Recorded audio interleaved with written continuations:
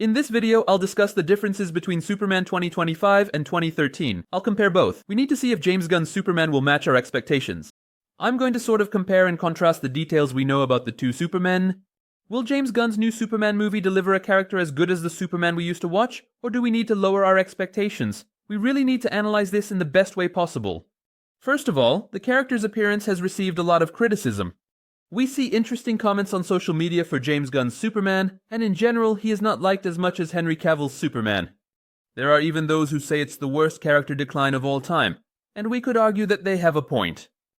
Cronenberg's Superman casting was praised, but on the contrary, I say that this guy is also a very good casting choice, but here, for example, it's not just about the actors.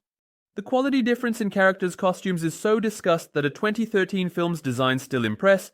James Gunn's Superman costume hides features, making him look ordinary. People imagine Superman as very muscular. However, they've chosen an unimpressive costume. If we ask 100 men which costume they'd prefer, it's clear they'd choose this one. But the issue isn't just about appearance. When we ask 100 men on the street which costume they would prefer or which one they would want to wear, it's clear that they would all choose this costume. But the issue here isn't just about the appearance of the characters. This is an event that we all know and have observed. In upcoming productions, Superman's costume can be updated, and they could use better costumes. But I think there is generally a lack of quality in the costumes in this film. So the issue here isn't just Superman. The costumes of the other characters are also extremely terrible and look like something out of a CW series. In fact, the most important detail that shows we shouldn't just look at the costumes when comparing the two Supermans is exactly this, friends. When looking at the new films, there is a serious lack of quality.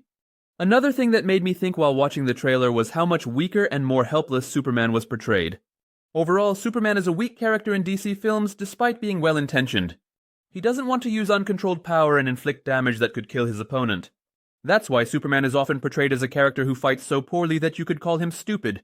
While watching, it literally drives you crazy and you start saying things like, come on, hit him, fight him, but he can't. Henry Cavill's Superman often got beaten up, but he never got beaten up this much. In fact, even when he fought against his own kind, he wasn't knocked out like this, covered in blood. So we're watching a Superman movie, but it seems like Superman won't be as strong as before. In fact, even when he fought against his own kind, he wasn't knocked out like this, covered in blood. So we're watching a Superman movie, but it looks like Superman won't be as strong as before. Even the most worn out and dead version of Henry Cavill's Superman wasn't shown to be this broken. There's an old saying, if you spill the blood of God, you shake the faith of his followers. Unfortunately, it seems that DC will do it. The MCU portrayed Kang as an epic character, but then etched him in our minds as a poor soul who got beaten up by Ant-Man and the Wasp. This has proven to everyone that the character is officially finished in our eyes. However, Marvel marketed Thanos in such a way that everyone suddenly started to think he was invincible. He defeated Thor and knocked out the people in the very first encounter. As if all this were not enough, he fought the mightiest heroes of the entire world, all by himself. Thanos was a punching bag. Superman's first film humiliation means no fans. With every new movie and series, the killer of Thanos has become a simple street-level character. If Superman is humiliated and belittled like this in his very first film, then he won't have a fan base at all. For example, Henry Cavill's Superman doesn't even react when a metal bottle is thrown at his head. Maybe he didn't even feel it. But David Cornsworth's Superman blinked as if his head hurt. Even if you shoot this character we call Superman in the eye, he does not react and does not feel. So the reason I say that James Gunn will portray Superman a bit lower is exactly this, my friends. However, James Gunn was actually planning to make a true Superman film, so we should have seen a Superman as powerful as in the comics. All-Star Superman was the Superman showcasing the greatest achievements we've seen so far. However, looking at this, we see a character who seems to live as if nothing matters to him. Also, Superman had the power to heal in seconds thanks to sunlight. Along with all these costume and visual differences, if they also portray the character as weak in terms of power and abilities, unfortunately, the new Superman won't satisfy anyone. Superman is such a character that even his death has already outpaced Marvel in terms of trailer views. I didn't even expect it to get this many views, let alone surpass the Deadpool vs. Wolverine trailer. If James Gunn lives up to these expectations, he has the potential to make a difference in the MCU. But if he fails to meet those expectations, all that effort will go to waste.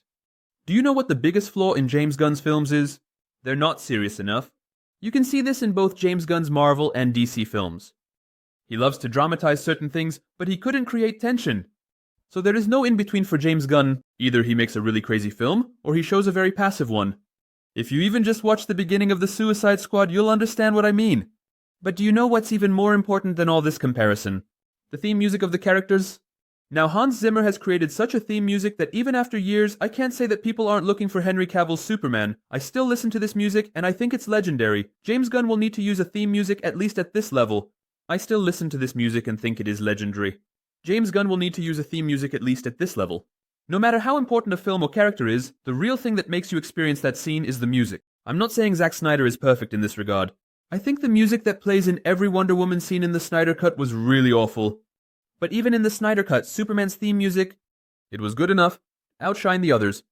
The costume, the powers, or the story, believe me, none of these can be as important as the character's theme music. I listen to the soundtrack of every movie I've watched so far, and for me, the real thing that brings the character to life is the music. When I listen to this music, I feel like I'm living that scene. If we're talking about the teaser trailer music, I think it was extremely bad.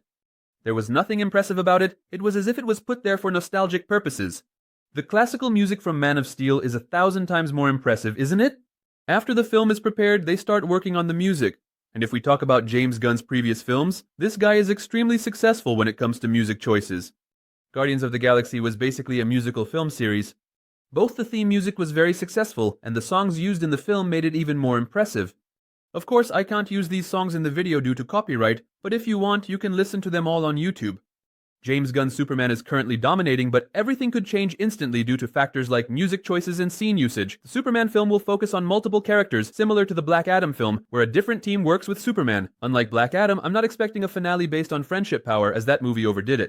Just like in the Black Adam film, we'll see a completely different team, and Superman trying to work with this team. Of course, I'm not expecting a finale based on the power of friendship like in the Black Adam film. That movie really overdid it.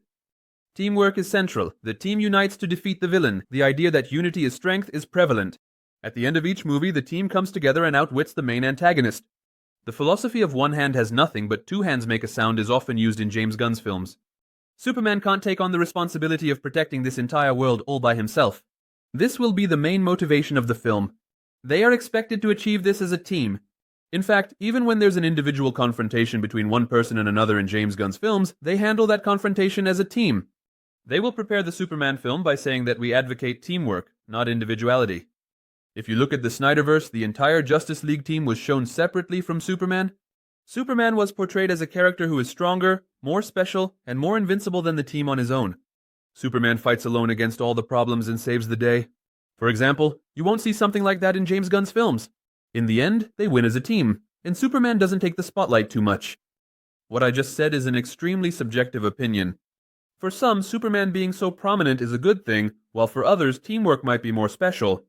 At this point, the appreciation is up to our nation. By the way, the reason James Gunn's Superman was wasted before even being shown is that they revealed Superman's death in the Creature Commandos series. So they officially showed that a character we haven't even seen yet is dead.